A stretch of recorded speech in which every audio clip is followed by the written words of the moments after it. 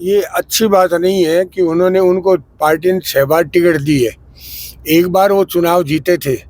वो चुनाव भी जो मेरी 11 पंचायतें हैं उन्हीं की मदद से वो चुनाव जीते थे, उसमें मेरा पूरा रोल था। सट्टा बाजार में जिस तरह से कहा जा रहा है कि राजकुमार रिणवा भारतीय जनता पार्टी तीसरे स्थान पे जा रही है, भाजपा एक यहाँ के सभापति को सपोर्ट कर रही है, तो आपको लगता है कि इसका कोई प्रभाव पड़ेगा? वैशाली साड़ीज, दुल्हन लहंगे, फैंसी लहंगे, साड़ियों की सभी रेंज का एकमात्र शोरूम वैशाली साड़ीज, घंटाघर के पास, सुजानगढ़। नमस्कार, एसएस सुधा में आपका स्वागत है। मैं हूं शिव कुमार तिवारी। मित्रों, इस समय राजस्थान विधानसभा चुनाव 2023 जैसे जैसे करीब आ रहा है, नेताओं की व्यस्तता बढ़ती जा रही है, पत्रकारों की व्यस्तता भी बढ़ती जा रही है और हमें नेताओं के इंटरव्यू करने का भी अवसर नहीं मिल रहा है, क्योंकि इतनी सारी मीटिंगें, इतनी सारी रैलियां हो रही है। लेकिन आज चूंकि तारानगर में देश के प्रधानमंत्री नरेंद्र जी मोदी आ रहे हैं राजेंद्र सिंह राठौड़ के पक्ष में और तमाम चुरू जिले के नेताओं के पक्ष में मीटिंग करने के लिए, तो मैं तारानगर जा रहा हूँ। संयोग से मेरे साथ इस समय है राजस्थान के दिग्गज नेता और राजस्थान के पूर्व देवस्थान मंत्री, वन मंत्री, खनन मंत्री राजकुमार जी रिणवा, जो खुद तारानगर जा रहे हैं मोदी जी की मीटिंग में। तो वक्त मिला है मैं बातचीत करने का, तो कुछ खास बात जो मुद्दे हैं सरदार से विधानसभा क्षेत्र के जो चर्चा में हैं उन पर बातचीत करेंगे। सर, बहुत बहुत स्वागत है आपका एसएल सुधा में। सबसे पहले तो बधाइयाँ, मोदी जी के निमंत्रण पर आज तारानगर आप जा रहे हैं। तो इस समय जो सरदार शहर की स्थिति आप चुनाव की देख रहे हैं, क्योंकि ये तो हम बार बार सुन चुके हैं, आप भी कह चुके हैं कि आपको एकदम लास्ट टाइम में टिकट दिया गया, बहुत सारा वक्त आपको नहीं मिला, लेकिन अब स्थिति आप किस रूप में देखते हैं?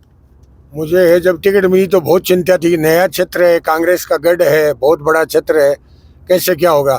पर इतना आनंद आ रहा है, आपको बताएं, ऐसा लग रहा है कोई दैविक शक्ति, ऊपर वाले का कोई चमत्कार साथ चल रहा कर रहा है। जिन गाँव में मैं पहली बार जा रहा हूँ, वोट मांगने जा रहा हूँ, तो लोगों का रुख कैसा होना चाहिए।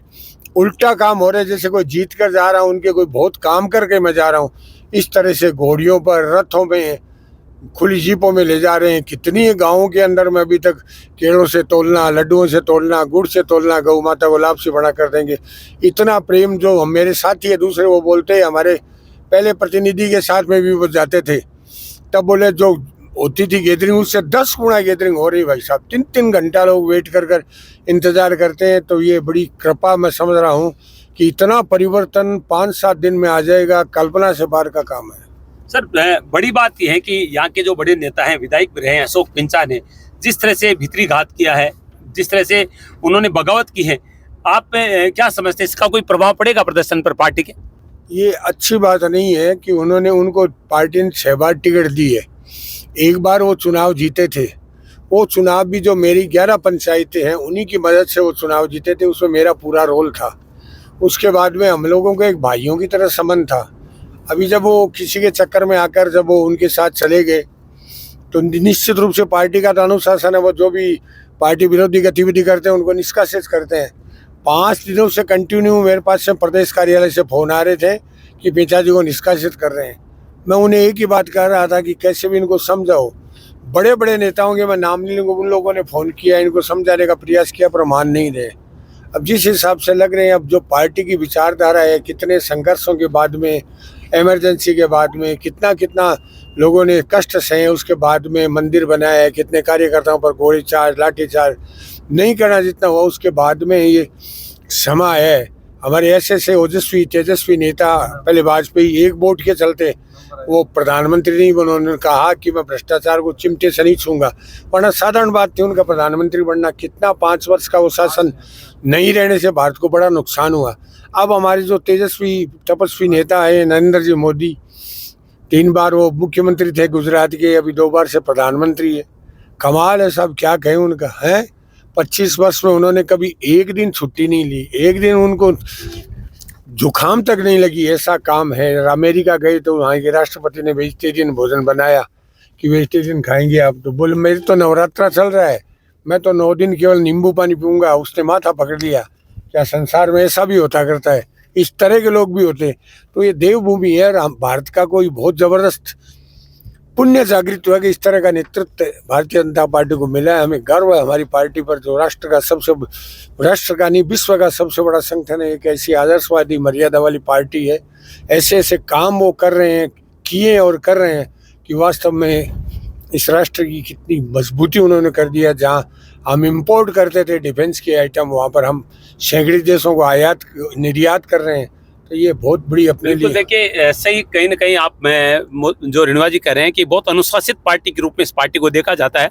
ऐसे में जिस तरह से अशोक पिंचा ने जो किया है, जो बगावत की है, जो अनुशासनहीनता की है, उनको निलंबित करने की भी खबर आई है। लेकिन सर मैं एक महत्वपूर्ण सवाल ये करना चाहूँगा कि सरदार शहर के मार्केट में सट्टा बाजार में जिस तरह से कहा जा रहा है कि राजकुमार रेणुका भारतीय जनता पार्टी तीसरे स्थान पे जा रही है, तो इस तरह की खबरें जब सुनते हैं तो कितनी पीड़ा होती है? इस पर कोई स्पष्टीकरण देंगे आप? चुनाव का मतलब ही अफवाहें होती है। या जितनी अफवाह फैलाओ फैला सकते हैं, पर हमें तो इतना विश्वास है कि ये लोग देखते रह जाएंगे, दंग रह जाएंगे कि क्या हुआ ये। इनकी समझ से बाहर का काम होगा। आपको बताएं, उपचुनाव में भी इन्होंने बहुत अफवाहें फैलाई थी जी। कि बीजेपी तीसरे नंबर पर है और है, 2 नंबर में आरएलपी से टक्कर है और है। वो देखिए कितना अंतर रहा, कहाँ 47,000, कहाँ 65,000, 18,000 वोटों से बीजेपी का वोट कभी टूटता नहीं है। उनकी जो निष्ठा है पार्टी के प्रति, राष्ट्र के प्रति, सनातन के प्रति, उनकी जो निष्ठा है, संस्कृति के प्रति निष्ठा है, उस निष्ठावान लोग है इस पार्टी में। इस गंगोत्री को छोड़कर वो कहीं दूसरी जगह जाएंगे नहीं करेंगे। उनका पक्का, उनका एक वोट बीजेपी का, चाहे कोई भी नेता कितने भी चले जाए, मैंने तो देखा है इन सब में कोई फर्क नहीं पड़ना। आज 65,000 वोट साधारण चुनाव प्रचार में भी लिए थे और अब तो जबरदस्त पार्टी ने टिकट देकर समय दिया। 5 साल का चुनाव आ रहा है। उस टाइम तो उपचुनाव था, 8-10 महीने का चुनाव था, रूलिंग पार्टी कांग्रेस थी, तो कई तरह के लोगों के मन में भय था। अब कोई भय वाली बात तो है नहीं। एग्जिट पोल बता रहा है बीजेपी की सरकार बन रही, तो हमारा बहुत शानदार प्रदर्शन रहेगा। निश्चित रूप से यहाँ की जनता ने मन बना लिया एकदम से। छोटी छोटी मीटिंगें दिन भर करता रहता हूँ, गांव के दौरे के अलावा भी रात को नुक्कड़ मीटिंगें करता हूँ, तो कहीं परसेंटेज में नहीं है। मैंने तो 15 साल लोगों की बॉडी लैंग्वेज देखी है, लोगों का भाव देखा है, लोगों का प्रेम देखा है। मुझे कहीं नहीं लग रहा है कि मेरे साथ कोई छल हो रहा है। जैसे यहाँ के एक और नेता आरएलपी जिसकी आपने चर्चा की, जिसने 47 और वोट प्राप्त किए थे, वही व्यक्ति चुनाव में बैठ गया है और जिस तरह से भाजपा एक यहाँ के सभापति को सपोर्ट कर रही है, तो आपको लगता है कि इसका कोई प्रभाव पड़ेगा आपके? जो आरएलपी वालों ने वोट दिए थे, वो आरएलपी वाले भी नाराज अब निर्दलीय से। मुझे कितने गाँव में मिले लोग, वो बोल रहे, बोले भाई साहब हमने 47,000 वोट आरएलपी को दिए, उन्होंने हमारे साथ गद्दारी करके निर्दलीय के साथ, अब हम आपको वोट देंगे। 2 प्रत्याशी मेरे पास में ऐसे हैं, एक तो 1600 वोट लिया था, कोई ब्लॉक में आरएलपी का था, वो मेरे साथ में बीजेपी ज्वाइन कर रही है। एक यहाँ बरजांगसर का सावजी ढाका है, जिसने जिला परिषद में 5800 वोट लिए थे, उसने बीजेपी मेरे साथ में ज्वाइन की। और कितने लोग हैं मेरे साथ में, कितने जाट नेता चल रहे हैं। सुशीला जी सारण है, सत्यनारायण जी झाझड़िया है, ओम जी ढाका है, उसके बाद में ये अपना राम सिंह पूनिया है और भीमराज नोड़ है, रामेश्वर लाल जी सारण है। 7-8 जात नेता तो मेरी जो टीम चल रही है 36 कौमों की, तो हम लोग कम से कम 150 लोग करीब चल रहे हैं यात्राओं में। तो उतने कम कितने 8 तो बड़े बड़े नेता है, उनकी वो भी प्रभावशाली जनप्रतिनिधि रहे हुए लोग हैं। तो कहीं कोई टेंशन की बात नहीं है। गुमराह करने का, अफवाह फैलाने का है। सब जानते हैं कोई अफवाह में आने करने वाला नहीं है। उन्हें दिख रहा है बीजेपी की सरकार बनेगी, हम लोग बीजेपी के लोग हैं और किसी को वोट देंगे भी नहीं चाहिए, हमारे कोई नेता कहीं जाए। सर मार्केट में हम जाते हैं, आपके बारे में लोगों से सवाल किए जाते हैं, तो लोग कहते हैं कि बहुत सीधा आदमी है, संत प्रवृत्ति का आदमी है। तो इस तरह की जो चीज़ें, आपकी जो छवि एक संत रूपी छवि है, एक सीधे सरल व्यक्ति वाली छवि, तो इसका कितना फायदा सरदार शहर के इस विधानसभा क्षेत्र में आपको मिलने वाला है, क्योंकि आप मूल रूप से रतनगढ़ से हैं? राजनीति परमार्थ करने का सबसे बड़ा ग्राउंड है। ये एक ऐसा प्लेटफार्म है, इस पर आदमी कितना परमार्थ कर सकता है। मैंने अनुभव किया है कि मैं अगर 50,000 करोड़ रुपए भी कमा लेता तो शायद 15 साल में जितना काम किया उतना मैं नहीं कर पाता। कितने हजारों ट्यूबवेल है, सैकड़ी सड़कें हैं, कितने 150, 200 एक साथ विद्यालय मैंने खुलवाए हैं, कॉलेज, पीजी कॉलेज बनाई है, साइंस कॉलेज में। अपने क्षेत्र में तो कितना काम किए, उसके अलावा राजस्थान में कितने काम किए। मुझे सर्वश्रेष्ठ वन मंत्री का खिताब मिला है, बेस्ट सिटीजन ऑफ इंडिया का अवार्ड मिला है, महाराजा दिलीप सिंह गौ सेवा का पुरस्कार मिला है। अभी 5 संस्थाएं महाराष्ट्र की, मैं जानता ही नहीं उनको, उन्होंने बुलाया और उन्होंने राष्ट्रीय अभिमान का पुरस्कार दिया, क्योंकि बातें तो सब जगह पहुंचती रहती है। तो मैंने तो जन सेवा में किया है सारा का सारा काम। परमात्मा है, वो कर्मों का फल देने वाला है, वो ये सब दिलाता रहता करता है। मेरी न तो इनसे किसी से सिफारिश है नहीं जान पहचान है। मुझे तो अचानक समाचार मिला कि इरिक सोले हम यूएनओ से आ रहा है 193 देशों का हेड आपको पुरस्कार देने। सोचा कोई पुण्य किया होगा तो उसका फल मिल रहा है। आपकी पार्टी के जो शीर्ष नेता है, जिनको पूरी दुनिया का लोकप्रिय नेता माना जाता है, नरेंद्र मोदी जी, वो अपने मन की बात कहते हैं। आप भी इंटरव्यू के आखिर में कोई अपने मन की बात कहेंगे दर्शकों से? नरेंद्र जी मोदी के बारे में क्या कहें? नरेंद्र जी मोदी अपने मन की बात आप कुछ कहें। नरेंद्र जी मोदी के मन की बात तो यही है कि वो ये चाहते करते हैं। मेरा भी सपना था, मैं छोटा था तब देखता, गरीबों के घर में जाता था कि इनके भी कभी मकान बनेंगे क्या। तो इतना मैं देख रहा करो, करोड़ों करोड़ों मकान, कितने शौचालय। औरतों की इच्छा हो जाती थी लेटरिन की दिन में तो उन्हें अपने मन में रख कर रहना पड़ता, दिन में लोग दिखते करते हैं। आजकल तो सब जगह शहर गांवों के अंदर में जमीनों में निर्माण हो गए तो बहुत दूर जाना पड़े। कितना बड़ा नारी के लिए ये काम जो शौचालय का काम करवाया है। मन की बात में वो लोग तो यही जाते हैं कि भी ये प्राणी मात्र, सारा राष्ट्र मेरा एक है सारा। अभी तो और भी बड़ी बात उन्होंने कह दी, जो वेद कहता है वसुधैव कुटुंबकम। अभी G20 का हुआ, उसमें उनका लोगो यही था, वसुधैव कुटुंबकम। कितने सारे दुनिया के लोग आकर उनको सैल्यूट कर रहे हैं। बड़ा आनंद आ रहा है कि अपना कितना बड़ा ये देव भूमि है, गुरु भूमि है, विश्व गुरु है, वो बनने जा रहा है। योग में तो उन्होंने बना भी दिया है। आज 182 राष्ट्र है वो योग करते हैं। तो योग है, ये गुरु ही है। परमात्मा से मिलने का जो सबसे बड़ा साधन उसको योग कहते हैं कि हम उससे जुड़ते हैं, अच्छाइयों से जुड़ते हैं, प्रकाश से जुड़ते हैं। वो योग है, वो उन्होंने दुनिया को दी है।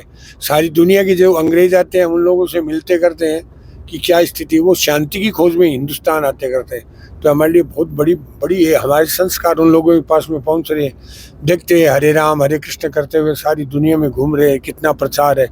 और कंट्री तो छोड़ो, अरब कंट्री में कितना बड़ा मंदिर बना है। कितनी बड़ी बात है, जहाँ कीर्तन या नाम लेने के लिए भी प्रतिबंध था। लोग डरते थे, छुपकर कमरे में अपनी इष्ट पूजा किया करते। आज वहाँ कितना विशाल मंदिर बना है। वो लोग जो अरब कंट्रीज के, सब कंट्रीज में अपने राष्ट्र के सर्वोच्च पुरस्कार मोदी जी को दे रहे हैं। हम कितना क्या कहें उनके बारे में। मैं आखिर में आपके मन की कोई बात जानना चाहूंगा जो आप दर्शकों से कहना चाहते हैं।